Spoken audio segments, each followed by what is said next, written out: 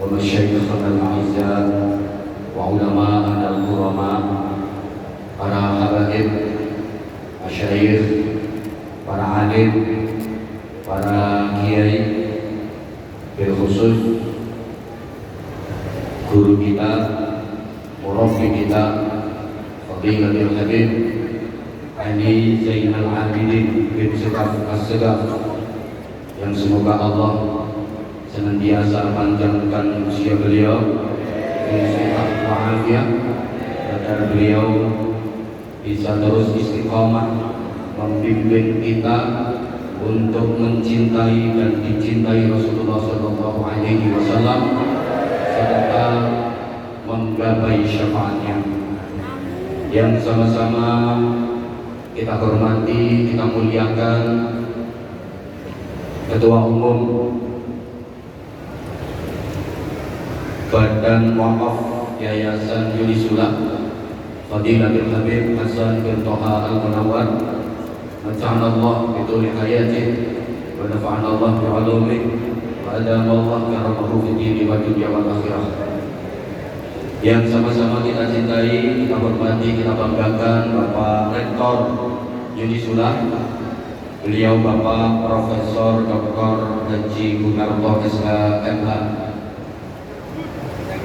Wakil Rektor 1, Wakil Rektor 2, Wakil Rektor 3, para dekan, para wakil dekan, para pejabat struktural di lingkungan Yunisula yang sama-sama kita hormati, seluruh mahasiswa dan mahasiswi Yunisula yang mudah-mudahan menjadi generasi yang sholihin sholihah, mudah-mudahan menjadi generasi yang ulul albab, generasi yang pelopor bukan pengekor, yang pengais bukan pengemis, yang perintis bukan pewaris, yang penggerak bukan penggertak, yang punya karakter bukan yang karaten, yang luar biasa bukan yang biasa di luar, yang ahli dzikir bukan yang tukang kendir, yang ahli Quran bukan yang suka pacaran, yang ahli sholawat bukan yang ahli maksiat.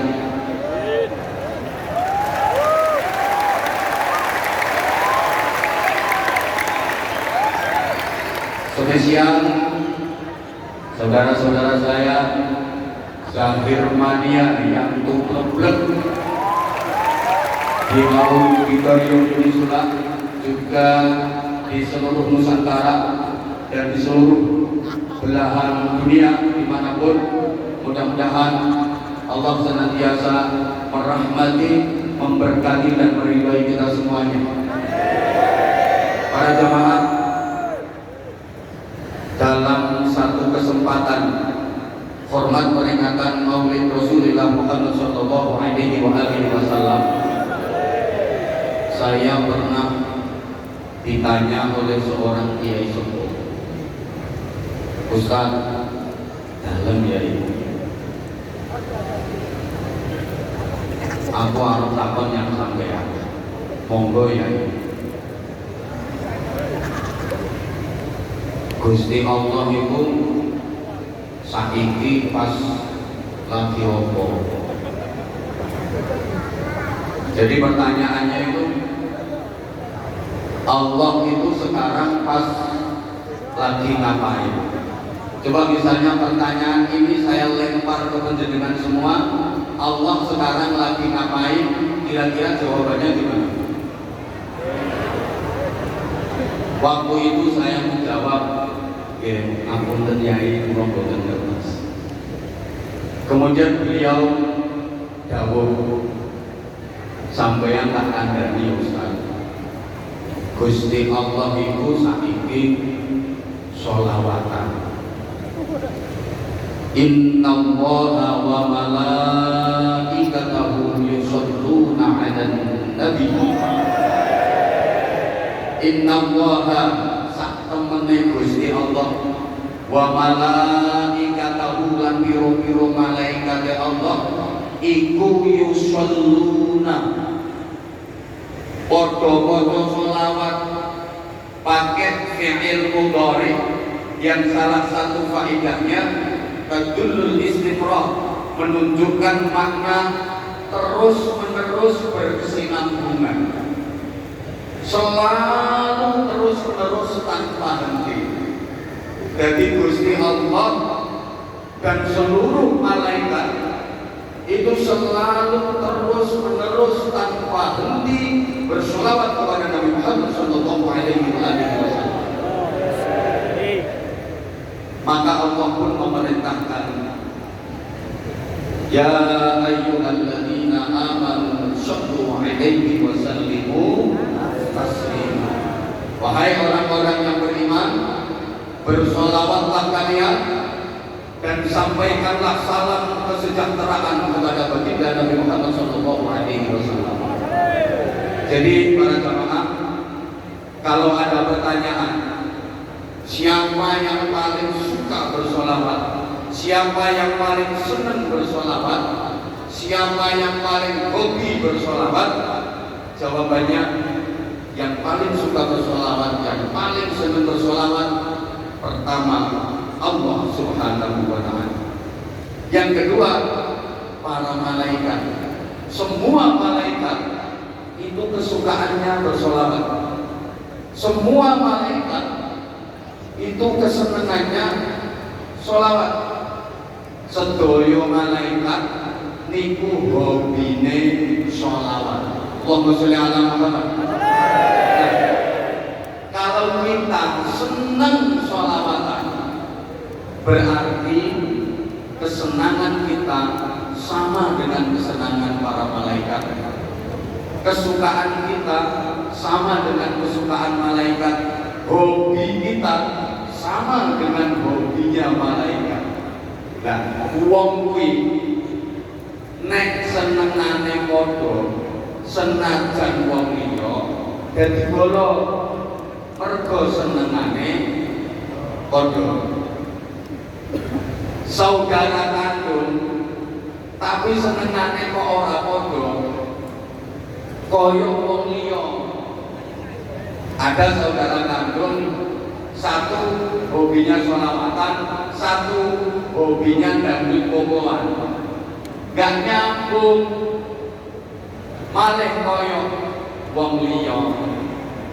Orang lain tapi kalau hobinya sama, kesukaannya sama, dadi bola. Allahumma sholli ala Muhammad. Namanya bola kuwi nek ana apa mesti belo. Arane bola itu kalau ada masalah, kalau ada apa-apa mesti belo. Kalau kita boloni malaikat, ada kasus di kita, ada masalah di kita, mesti para malaikat akan membela kita. Para jamaah rahimakumullah, saya yakin panjenengan semua sudah akrab dengan sebuah hadis di mana ada 4 malaikat yang paling utama bertamu kepada baginda Rasulullah Muhammad sallallahu alaihi wasallam.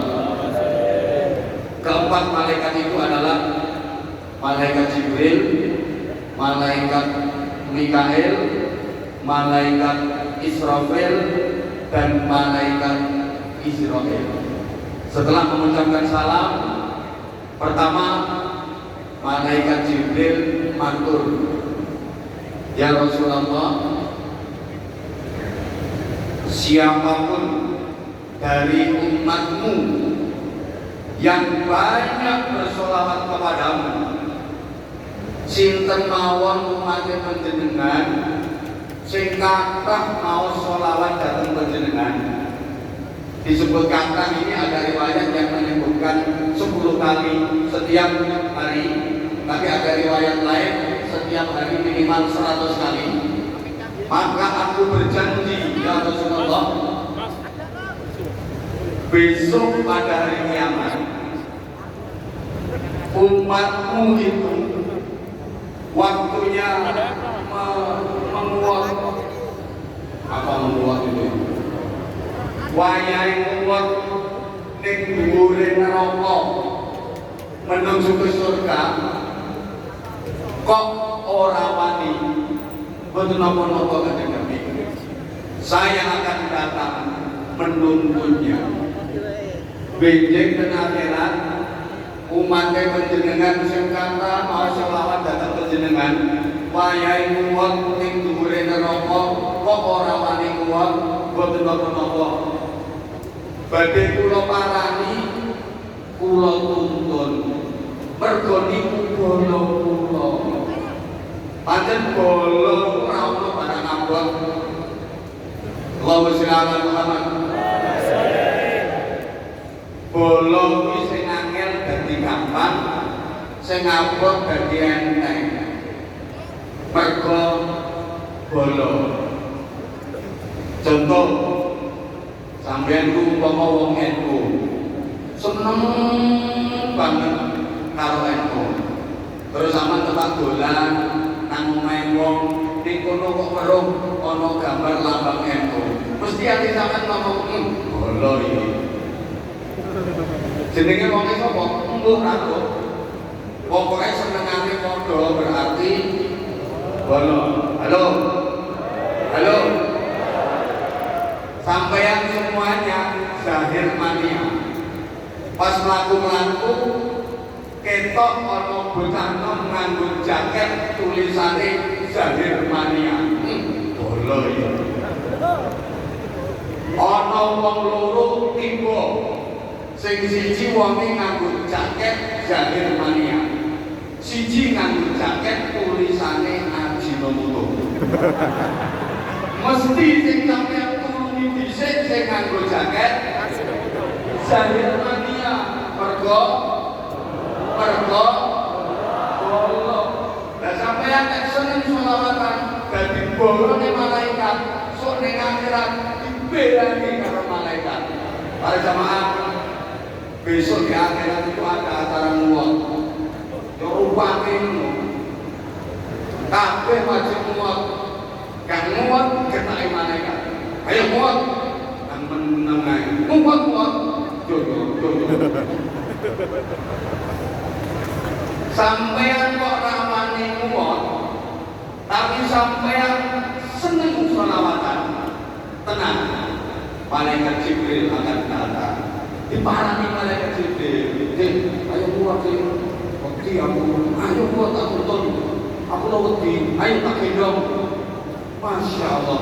Akhirnya digendong karo malaikat Jibril melintasi jembatan yang membentang di atas neraka menuju ke surga. Alhamdulillah. Kemudian malaikat Jibril Mikail matur, ya Rasulullah, siapapun dari umatku yang memperbanyak sholawat kepadamu, satu riwayat sehari 10 kali minimal, riwayat yang lain minimal sehari 100 kali. Saya ini malaikat Mikail. Malaikat Mikail itu tugasnya apa? Halo? Malaikat Mikail itu bagian apa? Bagi rezeki. Jadi Mikail itu bagian konsumsi. Besok di mahsyar, di morong mahsyar, di mana jarak matahari dengan kepala cuma sejengkal, gak ada makanan, gak ada snack, gak ada minuman. Semua orang kelaparan, kehausan bertahun-tahun. Maka ya Rasulullah, saya berjanji, siapapun dari umatku yang memperbanyak sholawat kepadaku, aku akan memberikan minum kepadanya dari air telaga Kautsarku. Jadi benjing ning masan malaikat Mikail karo anak buahe iku bagiane bagi-bagi minuman khusus kanggo wong sing seneng sholawatan. Malaikat Mikail ke anak buahe itu loh, anduk baju yang dingin mas, yang dingin. Yang dingin mas, yang dingin. Yang bolong, yang suka sholawat mas, yang bolong, yang dingin mas, yang dingin. Yang tidak bolong nggak boleh. Ono kok zahir mania, malaikat aku jalan mobil, ya bolong, yo zahir mania. Dikei, mas aku jalan mobil, Ajinomoto orang. Ini merek klasik. Orang bola. Saya bola langsung. Halo. Halo. Ya Allah ini. Kalau orang itu sudah mendapat minum air dari telaga Kautsar itu, meskipun cuma seteguk, selamanya nggak akan pernah merasa dahaga, selamanya nggak akan pernah merasa lapar, dan itu bertanda bahwa dia termasuk ahli surga. Yang ketiga, malaikat Israfil. Matur ya Rasulullah, saya ini malaikat Israfil. Siapapun dari umatmu yang memperbanyak sholawat kepadamu, kalau dia mati sementara masih banyak dosa-dosanya yang belum diampuni, aku akan bersujud kepada Allah memohonkan ampun atas dosa-dosanya, dan aku tidak akan mengangkat kepalaku dari sujud sebelum dosa-dosanya diampuni oleh Allah. Masya Allah. Terus malaikat Israel. Ini malaikat Israel matur ya Rasulullah, umatmu yang memperbanyak sholat kepadamu adalah golongku ya Rasulullah. Aku ini tugasnya mencabut nyawa, maka umatmu yang memperbanyak sholat kepadamu, besok waktu nazar aku akan mencabut rohnya seperti aku mencabut roh para nabi dan para rasul. Artinya aku akan mencabut rohnya dengan halus. Jadi malaikat Israel nek jabut nyawane wong sing ahli sholawat iku garapane halus. Buyumu kok kaya gak percaya. Jabutno nyopo? Kuwi ono sing garapane halus, ono sing garapane kasar. Sing seneng sholawatan digarap halus, sing gak seneng sholawatan apa maneh bid'ah sholawatan. Ini dolanan kali Israel. Tarik serem, tarik serem, tarik serem, tarik serem, melet kanaruan. Ben, mau ngomong ben. Allahumma sholli ala Muhammad. Jadi ngapunten ya, jabutno nyawa iku ana sing halus, ana sing kasar. Kok jabutno nyawa, jabutno untu yo. Ana sing halus, ana sing kasar. Saya ingat dulu waktu masih di pondok, saya 13 tahun di Gresik, di tanah kebandarannya APBD. Jadi saya ini juga produk Gresik seperti beliau, di samping di Langitan dan di beberapa pesantren yang lain. Saya waktu masih di pondok itu pernah sakit gigi, tajam terus tak kuat, begitu enteng, niatan terbunuh. Saya datang ke klinik, poligigi waktu itu udah tutup, soalnya aku datang ke kesiangan, tapi dokternya belum pulang. Aku moro ditakon di dokter, apa deh? Bagian jambutnya untuk pak dokter. Akhirnya ditakoni mana? Semurah apa selarang? Dan semurah pinten selarang pinten. Semurah kelumpulan, selarang itu boleh. Waktu itu masih ada. Aku mikir semurah mawon pak dokter. Kalau semangat. Saya disuruh manak, terus disuntik kok sakit Pak Dokter? Murah kalau enak. Ya wes betul, saya disuruh nunggu 10 menit. Begitu selesai 10 menit, saya dipanggil lagi. Rene, Pak Dokter, aku dikokon manak mana? Jadi gue candol. Lagi untuk kita takut, kamu kayak gobat, tapi perusahaan wujud. Aduh, sakit Pak Dokter, murah belum benar. Tapi dari situ saya dapat hikmah. Ternyata opo ae lek sangune kurang, iku dadi loro. Allah ya kan. Ibu bapak, sampeyan boten beda rencana jabutno nyawa. Kan? Rencana sampean supaya jabutnya nyawa itu boleh tarik sing murah apa sing larang? Sing rajin sholawatan. Orang yang ahli bersolawat demi Allah, ini udah sumpahnya malaikat Israel akan mencabut ruhnya seperti mencabut roh para nabi dan para rasul. Lalu bukan hanya itu, orang yang ahli bersolawat, memperbanyak bersolawat. Ketika proses sakaratul maut, Rasulullah Muhammad Sallallahu Alaihi Wasallam datang menunggunya. Pemimpin ahli solawatan ketika proses kematian, Kanjeng Nabi rawuh. Tidak ada manusia di dunia ini yang lebih dekat ke kita melebihi Rasulullah Sallallahu Alaihi Wasallam.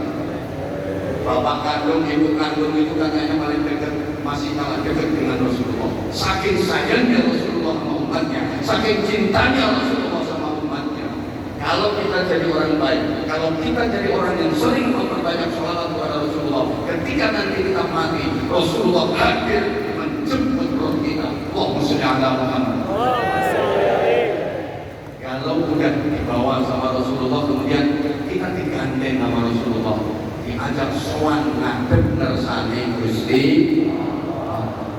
Ketahuilah para jamaah, kita nggak akan pernah bisa sampai kepada Allah tanpa melalui Rasulullah Sallallahu Alaihi Wasallam. Hanya dalam salawat ada satu, Anta babullah ya Rasulullah ya sanadi, Anta babullah mu'tamadi, ya Rasulullah ya sanadi, Anta babullah mu'tamadi. Ya karena terus sendiri kemudian kami bikin cara saingan.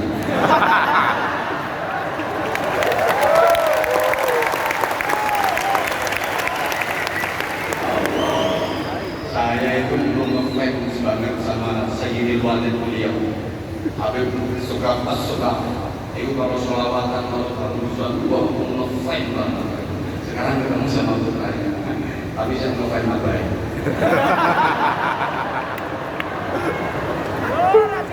Karena beliau bisa seperti ini, ya itu barokahnya dari abahnya, barokahnya dari bahannya. Kalau beliau ya belum. Artinya belum sampai pada level abahnya dan bahannya.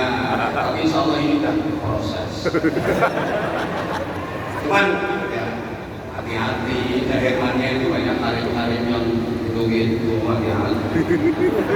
Sekarang itu ganti wali yang perkara jilbab-jilbab itu.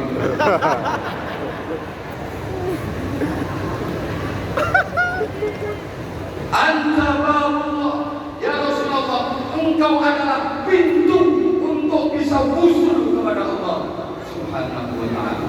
Jadi kalau melalui rekomendasi dengan Nabi, kita tidak akan pernah bisa sampai kepada Allah. Allahumma sholli ala Muhammad. Nanti kalau Rasulullah yang menuntun kita sowan kepada Allah, Allah akan menyambut kita dengan senang. Kenapa? Karena yang membawa kita adalah kekasih Allah, Kanjeng Nabi Muhammad Sallallahu Alaihi Wasallam.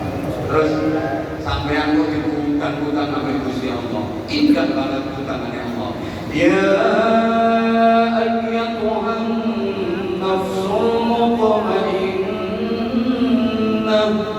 irji'i ila rabbiki radiyatan mardiyah, fadkhuli fi ibadi wadkhuli jannati.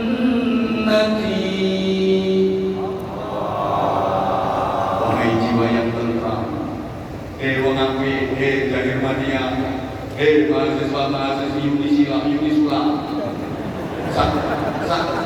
dosen ini, sak dekane, sak rektor itu artinya tukang koreksi psikolog-psikolog.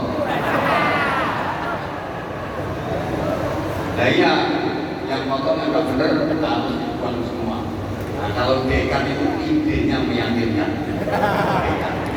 Saya paling kelas itu dosen, ngomongannya sak dus-dus, bayarannya cuma sak sen.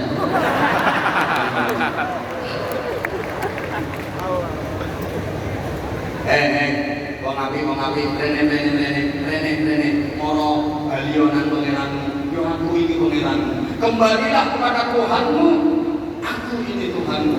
Radiyatan mardiyah, radiyatan seneng, mardiyatan disenengi.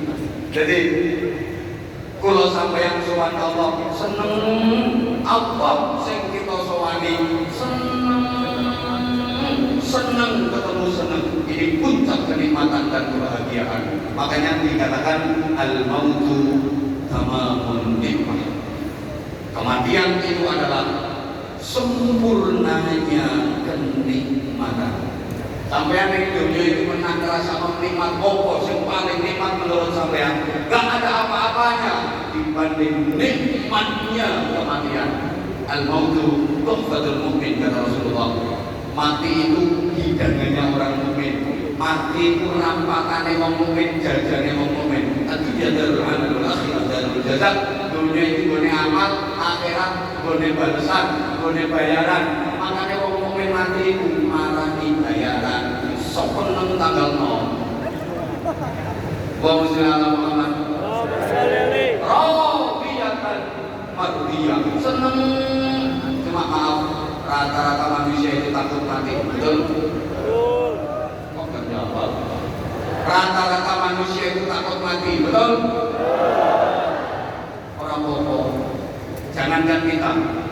Putri tercinta Rasulullah sallallahu alaihi wasallam, Sayyidah Fatimah, itu udah dibisiki sama Rasulullah. Loh Fatimah, kamu nanti di surga bareng sama aku, di surga derajat tertinggi, dan kamu nanti akan menjadi sayyidatun nisa'i ahlil jannah, ratu dari wanita-wanita untuk di surga.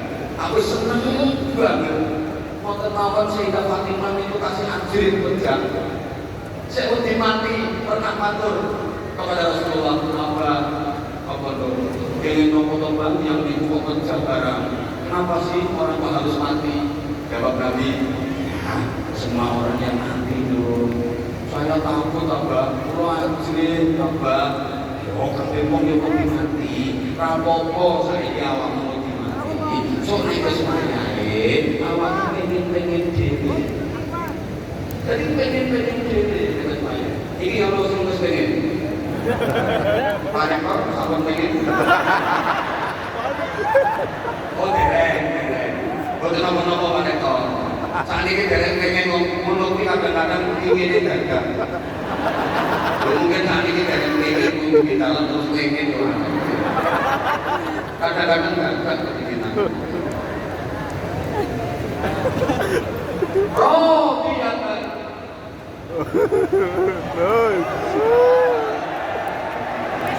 Saya kan cuma 30 menit.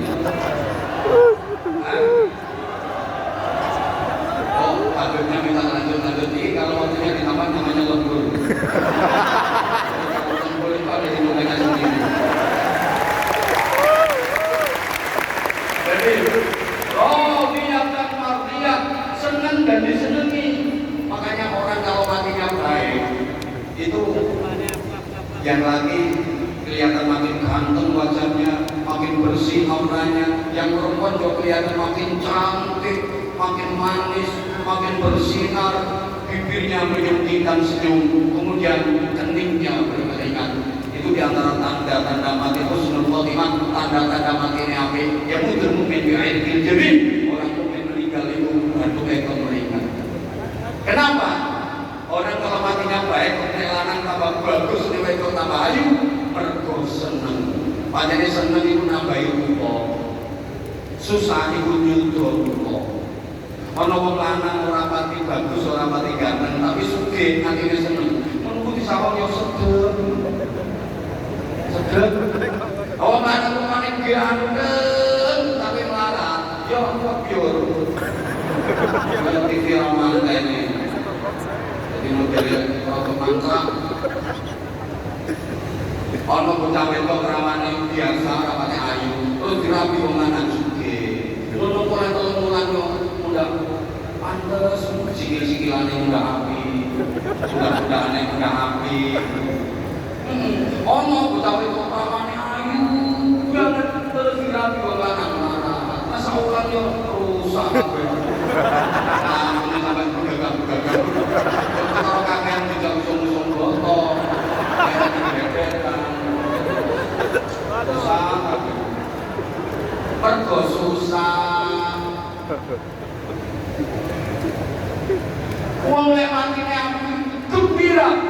berjumpa dengan Rasulullah, gembira berjumpa dengan Allah, gembira diperlihatkan nikmat surga.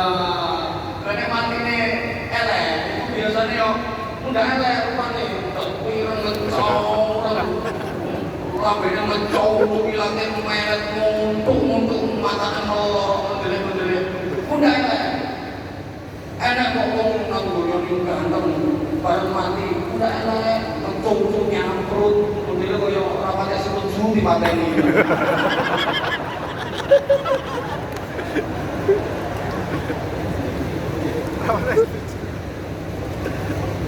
Allahumma shalli ala Muhammad. Fadkhuli fi ibadi. Masuklah kamu ke dalam jamaah hamba-hambaku. Siapa yang dimaksud ibadi? Minan nabiyyin wasyiddiqin wasyuhada wassalihin. Orang-orang yang ahli bersolawat dicintai Rasulullah, baru di alam barzakh. Sudah disuruh menuju ke surga barzakh, dikumpulkan bersama para rasul, para nabi, para siddiqin, para syuhada dan orang-orang salih, ditempatkan di raudhatun min riyadil jannah. Allahumma ja'alna minhum, amin Allahumma amin. Sang menang terus manggone taman-taman swarga. Apa maneh nang mati sak bojone, wis padha mati nek padha apike. Besok menang ning taman-taman swarga, godak-godakan burung-burung kayak film India.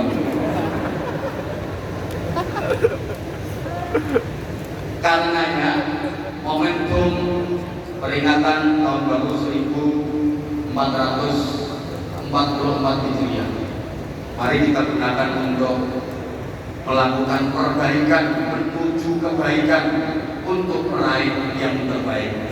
Saya ulang, mari kita gunakan momentum tahun baru 1444 Hijriah ini untuk terus melakukan perbaikan, menuju kebaikan, untuk meraih yang terbaik.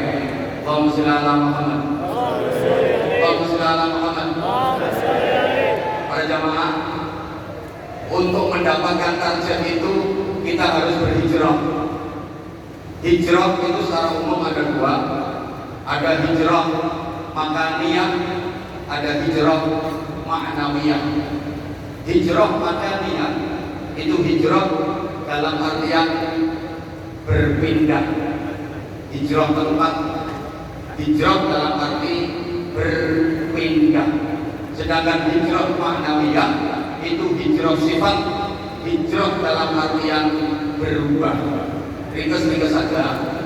Kalau hijrah makaniyah kita tahu Rasulullah berpindah meninggalkan Makkah menuju Madinah, maka syaratnya hijrah makaniyah itu harus ada yang ditinggalkan dan harus ada yang dituju.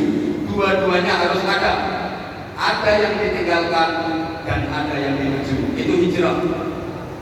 Ada yang ditinggalkan tapi nggak ada yang dituju, itu bukan hijrah, namanya minggat. Iya, ada yang dituju tapi nggak ada yang ditinggalkan, juga bukan hijrah, namanya ngelamun. Kok kakak sih cerdas ya kita ngomong? Nah, kalau hijrah ma'nawiyah, hijrah sifat itu banyak. Ada hijrah i'tiqadiyah, ada hijrah khuluqiyah, ada hijrah syu'uriyah. Ini kapan-kapan kalau saya diundang lagi sama Pak Rektor, tak uraikan secara jelas. Ini marketingnya mau pengajian biar penasaran. Sampai lo kafe saya kita diundang menang. Oke, gini. Rasulullah menghijrahkan manusia dari jahiliyah menuju Islamiyah. Secara umum seperti itu. Kenapa sih Rasulullah harus berhijrah? Apa perjuangan di Makkah beliau gak berhasil? Jawabannya berhasil banget. Jadi sangat besar kalau ada yang bilang fase dakwah di Makkah selama 13 tahun Rasulullah tidak berhasil. Sangat besar. sangat berhasil. Fase dakwah di Makkah 13 tahun itu orientasi dakwahnya Rasulullah adalah menanamkan iman dan menguatkan akidah. Maka ayat-ayat Al-Quran yang turun di Makkah yang kita kenal dengan ayat Makkiyah itu mayoritas berbicara soal iman, mayoritas bahas akidah, termasuk juz amma yang saya yakin seluruh jamaah banyak yang hafal juz 30. Tapi kalau 30 juz, kalau juz 30 banyak yang hafal. Kalau 30 juz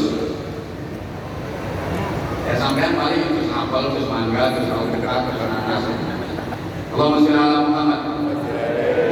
Juz amma itu 95% makiyah. Maka yang dibicarakan juz amma itu mayoritas tentang keimanan, tentang akidah.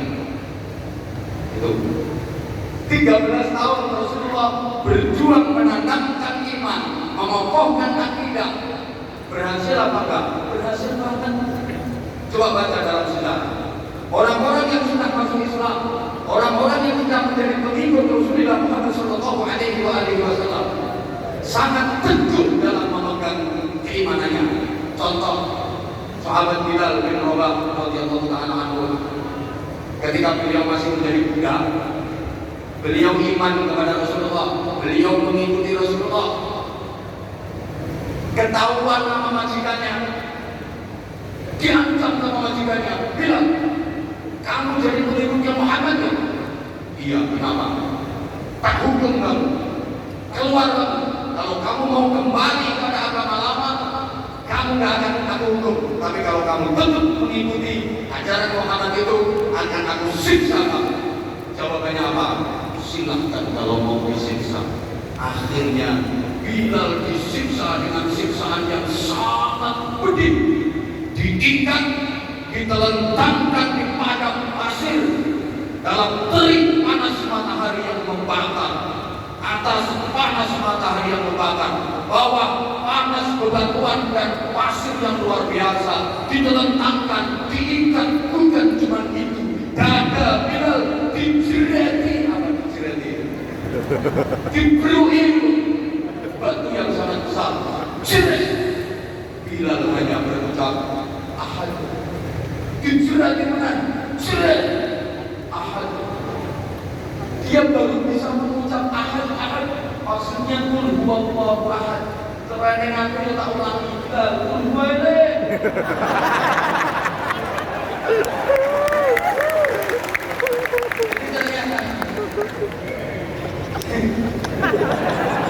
Bila kenapa lo ijazah waktu dia dijerat. Kalau keluar dari ajaran Muhammad, tak bebaskan dari hukuman ini. Tapi kalau kamu tetap ngotot, taksi selalu diparah. Jerat ahad. Dijerat di mana? Jerat ahad. Akhirnya keponakan Sayyidina Abu Bakar Siddiq, kemudian Bilal dibebaskan, ditebus, dibeli sama Abu Bakar Siddiq dan dibebaskan. Betapa kuat keimanannya. Itu di antara keberhasilan Rasulullah. Ada sahabat namanya Yasir, satu keluarga beriman kepada Nabi, mengikuti ajaran Nabi. Dia diintimidasi sama masyarakatnya. Yasir, kamu sekeluarga kalau tetap mengikuti ajaran Muhammad akan kami bunuh. Kamu sekeluarga. Apa kata Yasir? Silakan, kematian lebih aku sukai asal dalam iman dan diridhoi Allah. Akhirnya Yasir sekeluarga dibakar hidup-hidup sama masyarakatnya demi mempertahankan iman, demi mempertahankan akidah. Belum lagi seorang sahabiah yang namanya Sumayyah. Ini wanita pertama yang menjadi syahid dalam Islam, syahidah dalam Islam. Wanita pertama yang mati syahid dalam Islam namanya Sumayyah. Dia ketahuan masyarakatnya jadi pengikut Nabi Muhammad, imannya kuat. Akhirnya dihukum oleh masyarakatnya dengan hukuman yang tidak berperi kemanusiaan. Diikat pakai rantai, kaki kiri, tangan kiri diikat pakai rantai, kemudian rantai itu diikatkan kaki kuda. Kudanya dicambuki supaya lari kencang ke arah kiri. demikian pula kaki kanan sama tangan kanannya diikat kuat pakai rantai. Rantai itu diikatkan ke kuda, kudanya dicampur keras sehingga kuda itu lari kencang ke arah kanan. Kuda yang dari kiri lari kencang ke arah kiri. Kuda yang narik dari kanan lari kencang ke arah kanan. Akhirnya tubuh Sumayyah terbelah jadi dua. Sama orang Sabaya besok supaya apa nih? Masya Allah. Itu diantara keberhasilan dakwah Nabi di Makkah. Jadi gak benar kalau ada yang bilang Nabi di Makkah gak berhasil. Kenapa? Kalau di Makkah udah berhasil, kok diperintah Allah hijrah ke Madinah? Allahumma sholli ala Muhammad. Ini Bapak Ibu para jemaah, agama itu bukan hanya vertikal, bukan hanya makhluk yang dalam hubungannya dengan Allah Subhanahu wa taala saja, tapi agama itu juga horizontal, mengatur hubungan dengan sesama manusia, bahkan hubungan dengan lingkungan. Ini juga bagian dari agama. Dan di Makkah waktu itu, untuk bisa menjalin komunikasi sosial, membangun hubungan sosial kemasyarakatan yang baik, susah, sulit, karena Rasulullah selalu diancam, diintimidasi. Jangankan bersosial, jangankan bikin acara semacam ini, Rasulullah ngajar ngaji aja sembunyi-sembunyi di rumahnya sahabat Arqam yang dikenal dengan Darul Arqam, karena selalu diancam dan diintimidasi oleh pembesar-pembesar Quraisy. Ada Abu Sufyan, Abu Jahal, Abu Lahab, waktu itu Abu Gosok rumah. Jadi sulit untuk membangun hubungan sosial yang baik. Maka Rasulullah diperintah Allah untuk hijrah ke Yathrib, waktu itu namanya Yathrib. Nah, ketika di Yathrib baru Rasulullah membangun komunitas masyarakat. Semua komponen dan semua elemen dilibatkan oleh Rasulullah, diajak gabung oleh Rasulullah, diajak duduk bersama oleh Rasulullah untuk membentuk komunitas masyarakat. Kalau saya itu pemerintahan yang leadershipnya langsung Rasulullah Shallallahu Alaihi Wasallam. Allahumma sholli ala Muhammad. Jadi Rasulullah itu ya nabi pendakwah. Rasulullah itu bakul pedagang ulum. Maaf, Sayyidah Khadijah terpikat, terpesona dan jatuh cinta sama Rasulullah. Itu karena memang Rasulullah itu jujur, Rasulullah berakhlak mulia, Rasulullah ganteng, dan Rasulullah adalah pedagang sukses. Jadi jangan salah ya, jangan dikira Rasulullah menikah Sayyidah Khadijah yang usianya lebih tua karena Sayyidah Khadijah janda kaya raya. Memang Sayyidah Khadijah janda kaya raya, tapi bukan karena itu Rasulullah menikah Sayyidah Khadijah. Rasulullah waktu menikah dengan Sayyidah Khadijah, Rasulullah juga kaya raya. Rasulullah sudah sukses dalam berdagang. Bayangkan maharnya Rasulullah nikah sama Sayyidah Khadijah itu 200 ekor unta merah. Unta merah itu unta yang harganya paling mahal. Kalau sekarang kira-kira 50 juta. 50 juta kali 200 10 miliar. Kanjeng Nabi nikah Sayyidah Khadijah itu mas kawin 10 miliar. Kamu yang Semarang, saya ketemu salah gerege. Halo, halo. Rasulullah juga jenderal 27 kali. Rasulullah berada di garis terdepan memimpin pasukan perang. Rasulullah itu insan kamil, sempurna, sehingga beliau menjadi uswatun hasanah. Nah, dalam membentuk pemerintahan, membentuk komunitas masyarakat, semua komponen dilibatkan oleh Rasulullah. Bukan yang beragama Islam saja, yang non-Muslim pun, yang Nasrani, yang Yahudi, yang Majusi juga diajak duduk bersama, bermusyawarah, membuat kesepakatan. Jika kita kenal ada piagam Madinah. Allahumma sholli ala Muhammad. Setelah bikin piagam Madinah itu Rasulullah bersabda, siapapun orang Islam yang membunuh non muslim yang berada dalam lingkungan piagam Madinah ini haram baginya mencium bau syurga. Betapa Rasulullah sangat menghargai. Halo, paham nggak kalau bisa bahasa model itu? Paham ya? Paham ya? Itu saja yang saya sampaikan. Sama kurang yang mudah menang. Nah, yang yang terpenting namanya tak ibui. Lembur. Nah, ya. Halo. Halo. Berikutnya tahun baru kita menatap ke depan. Bicara soal masa depan, kita tahu masa depan itu ada dua. Ada masa depan ukhrawi, ada masa depan duniawi. Ada masa depan fid dunia, ada masa depan fil akhirah.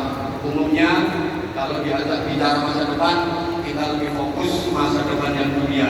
Betul? Betul? Contoh sederhana, kalau misalnya kita mau bangun rumah, itu yang kita planning, rumah yang pasti akan kita tinggali selamanya, atau rumah yang pasti akan kita tinggalkan selamanya.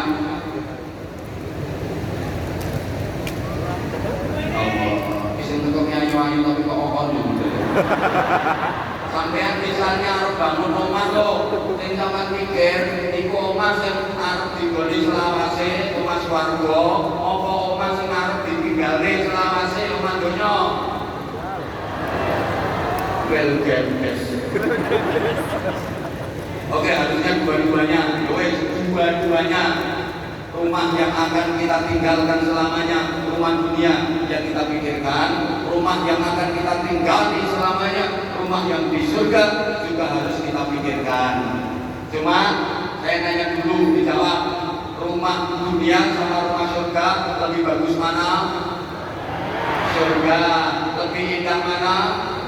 Surga. Lebih megah mana? Surga. Lebih mewah mana? Surga. Lebih luks mana? Surga. Lebih eksklusif rumah mana? Surga. Cuma anggaranmu lebih banyak mana?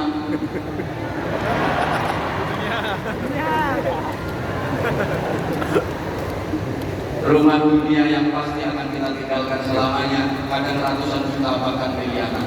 Kita sadar kalau kita udah mati, tak ada yang kita bawa.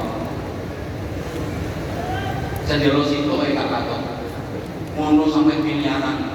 Sementara rumah yang akan kita tinggali selamanya di surga, gak mikir. Coba misalnya ada kotak amal untuk yatim, itu untuk bangun rumah di surga. Kotak amal untuk masjid, kotak amal untuk pesantren, itu untuk bangun rumah di surga. Sampai bawa duit 100.000, 50.000, 20.000, yang dimasukin kotak amal berapa?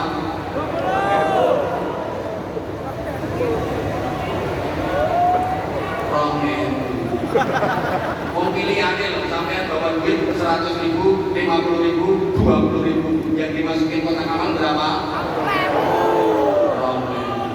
2.000 bangun rumah, untuk aku siji bersih bokong.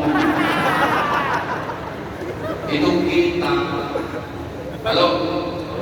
Makanya tadi pagi saya sampaikan, kalau dihadapkan pada pilihan dunia akhirat, pasti kita lebih memilih dunia. Baltuk irunal hayata, pegang duit 100.000, ditawari akhirat santunan yatim, tiketnya 100.000. Terus ada tawaran dunia, tiket pertandingan sepak bola, PSIS Semarang melawan Manchester United.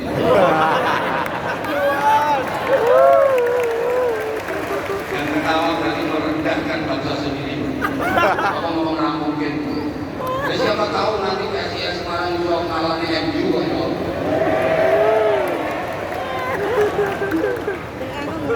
Kira-kira sampean pilih santunan yatim apa bal-balan? Itu kita. Halo. Misalnya pengajian ini ditiketkan, kalau larang-larang saya ketemu tiket pengajian sing ceramah tanpa jahit. Terus dangdutan tiketnya saya ketemu juga, pilih pengajian atau pilih dangdutan? Pertanyaan jamaah yang hadir pasti pilih pengajian sing ditinggal. Itu kita. Halo. Maka Kita harus adil bagaimana menyikapi dunia dan akhirat. Ada satu petunjuk praktis, waqtabi fima ataqallahu darul akhirah wa la tansa nasibaka minad dunya. Cari kebahagiaan akhirat, tapi jangan lupakan bagianmu di dunia.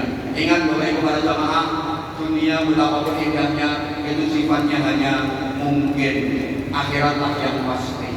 Apapun yang akan terjadi dalam kehidupan kita di dunia ini, mulai malam ini sampai nanti kita mati, itu sifatnya hanya mungkin dan mungkin, kemungkinan dan kemungkinan. Makanya kita kalau mau ngapa-ngapain dalam kehidupan dunia ini, kita disuruh bilang insya Allah, kalau Allah menghendaki. Karena di dunia nggak ada yang pasti. Halo, kadang udah direncanakan mating mateng, nyatanya gagal. Ada apa enggak? Ada apa enggak? Halo, yang pacaran udah seneng sama seneng, foto geser foto gendere, wong tua foto setuju nih, urung mesti dari bojone. Kadang nek pacaran 12 tahun, entek-entekane dirambi kancane dhewe.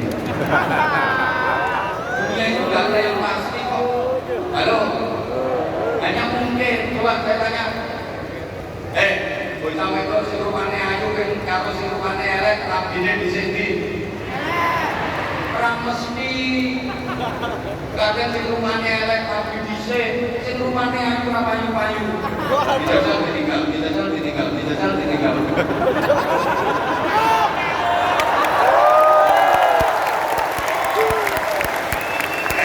Kok pulang terkait belum berjal kan? Dunia kok. Halo. Kadang udah suka sama suka pacaran bisa jadi suami istri, tapi belum pasti bahagia. Walaupun dulu waktu pacaran sudah setia sekata sevisi sehidup semati. Supayanya aku tahu apa yang ada di hatimu, aku tahu apa yang ada di hatimu. Sehingga aku tahu apa yang kau mau, kau tahu apa yang aku mau. Begitu nikah, belum tentu bahagia. Kadang-kadang indahnya hanya di permulaan saja, ketika masih dianggap sebagai bulan madu. Setelah itu yang datang bulan-bulan menggebu. Apalagi kalau nikmatnya sudah dikredit begitu. Begitu nikah sudah semu. Babeane madu, omongannya madu, saru, wis ora seru tur gak lucu. Tidak seindah waktu itu.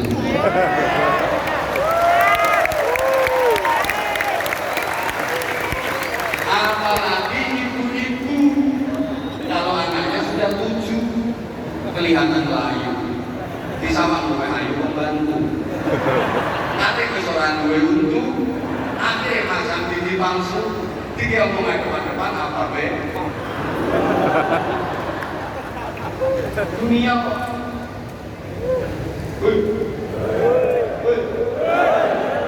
Gak ada yang pasti.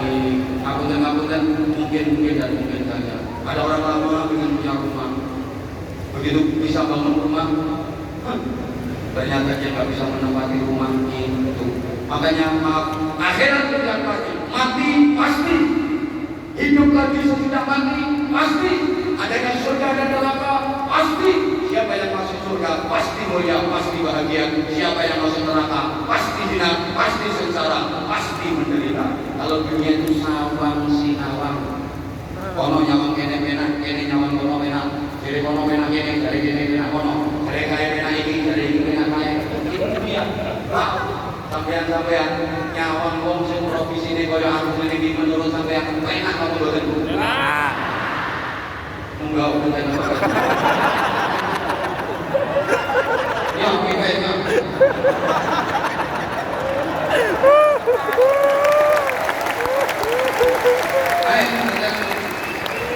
Yang bilang enak ya aja. Bilangku enak aja. Enaknya kelingking punya sajam ya sini sama mate. Terus sampai orang mikir resiko nih. Salah ucap, sabun lisan, kepuncut ngomong bisa jadi kasus besar. Apalagi figur publik.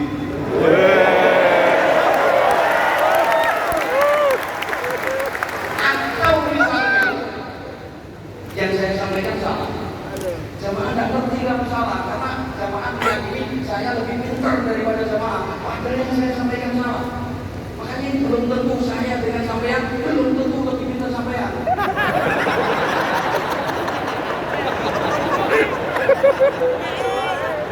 Yang saya sampaikan ini salah, didengar sama ahli buang kayak gini, mereka meyakini benar, akhirnya dilakoni. Berarti saya menyesatkan ribuan jamaah. Berapa dosa yang saya tanggung? Dunia akhirat resiko nih. Mulai pantas saya larang.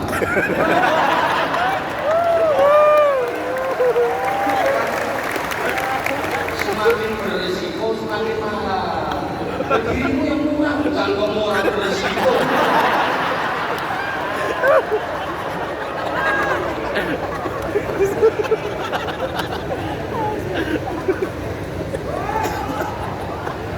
Maaf, saya sama Habib Bidin ini bisa jadi kata Habib Bidin enak baru Habib.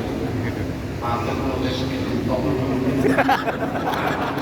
Tantangan gerak ini sama kalau saya enak jadi.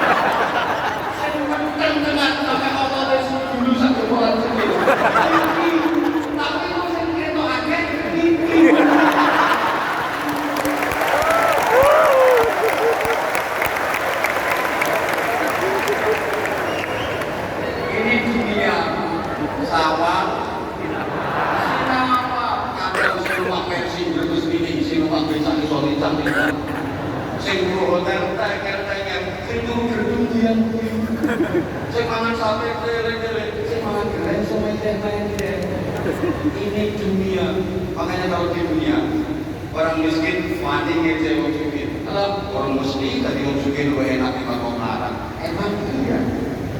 Orang mesti turun spring bed luwih nikmat timbangane turun pringkrian.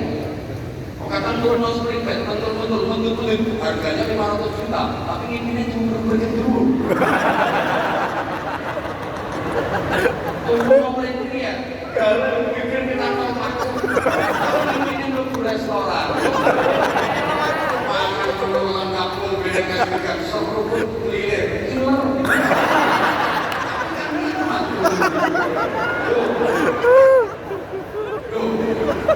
Penglarang wani itu orang suka di dunia ini.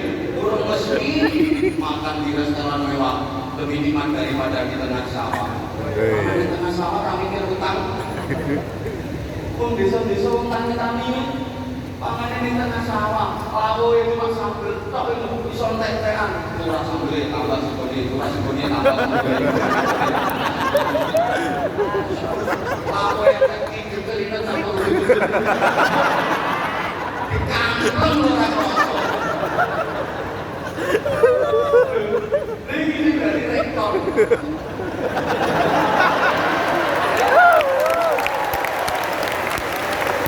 Makan di restoran mewah dengan telur lontang minuman lengkap baru dapat 2 sendok.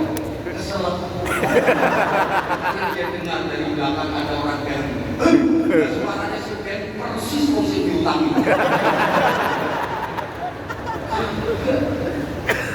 Itu kalau di dunia begitu. Kadang yang dapat hadiah malah susah, yang kena musibah tambah benar. Allah itu hadiah malah susah, itu hadiah umroh, nilainya 100 juta, malah susah, mikir selamatan. Jadi sini itu hadiah umroh nih, dekan, dosen, penting, duit tabungan. Di sini itu hadiah umroh model gini-gini. Jadi sekali tampil cuma pironan gitu.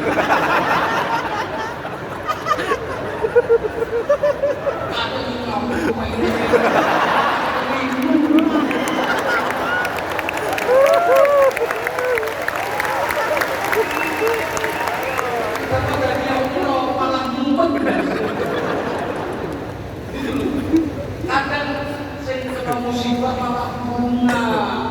Kena musibah banjir bunga. Itu bantuan sembako. Disuntik wartawan waktu itu